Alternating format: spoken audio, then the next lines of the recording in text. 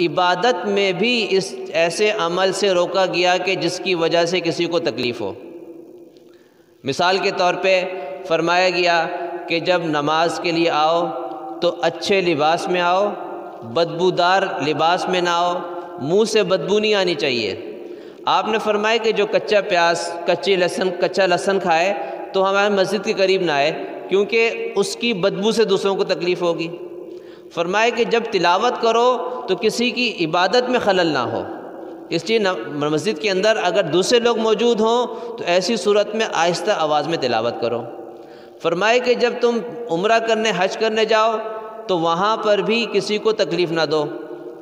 حجر اسود کا بوسہ لینا سنت ہے، لیکن اگر آپ بوسہ لیں گے اس کی وجہ سے دوسروں کو تکلیف ہوگی تو ہونٹ نہیں لگ سکتے، ہاتھ لگا دیں اور انہی ہاتھوں کو آدمی چوم لے۔ اگر اتنا بھی نہیں ہو سکتا، اتنا رش ہے کہ ہاتھ بھی نہیں پہنچ سکتے، تو فرمائے کہ اگر لاٹھی ہاتھ میں ہے تو لاٹھی اس کو لگا لے، حجر اسود کو، اس کو بوسہ دے دے۔ اور فرمائے کہ اگر اتنا رش ہے کہ لاٹھی بھی حجر اسود تک نہیں پہنچ سکتی تو پھر فرمائے کہ دور سے اشارہ کرے اور اپنے ہاتھوں کو بوسہ دے دے۔ تو یہ فقہاء نے، علماء نے جو مسئلہ لکھا ہے تو یہ اسی وجہ سے تو لکھا ہے کہ آپ کی اس عبادت سے کسی کو تکلیف نہ ہو، ورنہ یہ لکھنے کی ضرورت تو نہیں تھی نا۔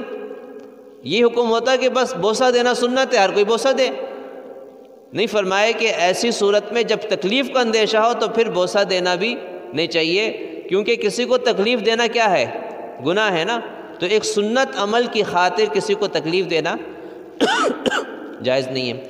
بعض لوگ دینداری اس میں سمجھتے ہیں کہ ہمارے اندر سنجیدگی زیادہ ہو جائے، لوگ ہم سے ڈریں۔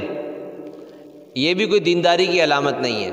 جیسے بزرگ نے فرمایا کہ مجھ سے کسی نے کہا کہ جب میں اپنے گھر جاتا ہوں تو میرے گھر والے تھر تھر کانپتے ہیں، یعنی ایسا میرا رعب ہے۔